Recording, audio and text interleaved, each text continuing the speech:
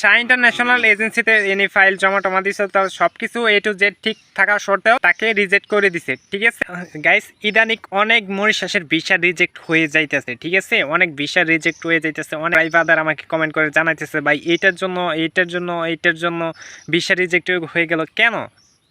আর মূলত কারণটা কি? এগুলোর কারণের জন্য কি ভিসা রিজেক্ট হয়ে যায় কি না? ঠিক আছে, তো কাদের ভিসা রিজেক্ট, কেন ভিসা রিজেক্ট হয়, বিস্তারিত এই ভিডিওতে থাকবে। তাই ভিডিওটি আপনাদের জন্য খুবই গুরুত্বপূর্ণ, তাই ভিডিওটি স্কিপ না করে সম্পূর্ণ ভিডিওটা দেখেন। এবং কি মরিশাসের সকল আপডেট ভিডিও পেতে চ্যানেলটিকে এখনই সাবস্ক্রাইব করে রেখে দেন। লাইফে ফার্স্ট টাইম মরিশাস যাওয়ার জন্য শাহ ইন্টারন্যাশনাল এজেন্সিতে আমার ফাইল জমা দিয়েছিলাম। ঠিক আছে, আমার ইন্টারভিউ ট্রেনিং মেডিকেল সব কিছুই পারফেক্ট ছিল, এমনকি পুলিশ ক্লিয়ারেন্সও দেওয়া হয়েছিল। তারপরেও আমার বিষয় কেন রিজেক্ট হলো বিস্তারিত এই ভিডিওতে থাকছে, তাই ভিডিওটা স্কিপ না করে সম্পূর্ণ ভিডিওটা দেখ। হঠাৎ করে একদিন এজেন্সি আমাকে ফোন দিয়ে বলতেছে যে আপনি রিজেক্ট হয়ে গেছেন। আমি তাদেরকে জিজ্ঞাসা করলাম যে ভাই আমি কোন কারণে রিজেক্ট করা হলো। সঠিকভাবে কোনো কিছু আমাকে জানায় নাই শাহ ইন্টারন্যাশনাল এজেন্সি, শুধু আমাকে এইটু বলল যে এর কারণে হতে পারে আমার নামে নাকি আগেই একজন মরিশাস প্রবাসী বৈধভাবে এক কোম্পানি থেকে অন্য কোম্পানিতে যাওয়ার চেষ্টা করেছিল সেই প্রবাসী, আর আমার নামের উপর ভিত্তি করে মরিশাস গভর্নমেন্ট আমাকে রিজেক্ট করে দিয়েছে। কিন্তু আমার কথা হলো আমি কখনো মরিশাসে যাইনি এবং আমার লাইফে কোনো দিন যাওয়া হয় নাই বিদেশে। আমাকে first time Shah international agency Mauritius ভিসায় কাজে যাওয়ার জন্য সেখানে আমি ফাইল জমা দিছিলাম। ঠিক আছে, এই কথাটা কতটা যুক্তিসম্মত কারো জানা থাকলে কমেন্টে ভাই আমাকে জানাবেন।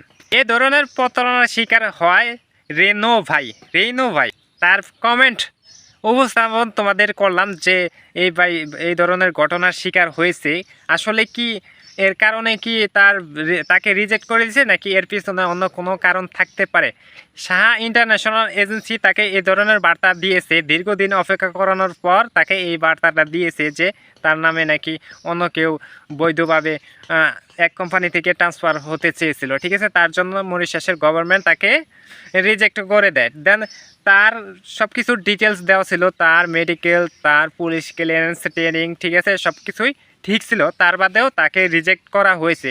এই ধরনের প্রতারিত শিকার হয় রেনো ভাই। ঠিক আছে, তার আইডিটা আমি স্ক্রিনে দিয়ে দিচ্ছি, তো আপনি যদি বিশ্বাস না করেন তাকে টেক্সট অথবা মেসেজ করে জানতে পারবেন। ঠিক আছে, তো আমি আইডিটা স্ক্রিনে দিয়ে দেবো। দেন এই ধরনের প্রতারিতর শিকার হয় রেনো ভাই। ঠিক আছে, দেন শাহ ইন্টারন্যাশনাল এজেন্সিতে এনি ফাইল জমা দিছে, তো সব কিছু A to Z ঠিক থাকা সত্ত্বেও তাকে রিজেক্ট করে দিছে। ঠিক আছে, কথাটা কতটুকু যুক্তিসম্মত আপনাদের জানা থাকলে কমেন্টে জানাবেন ভাই।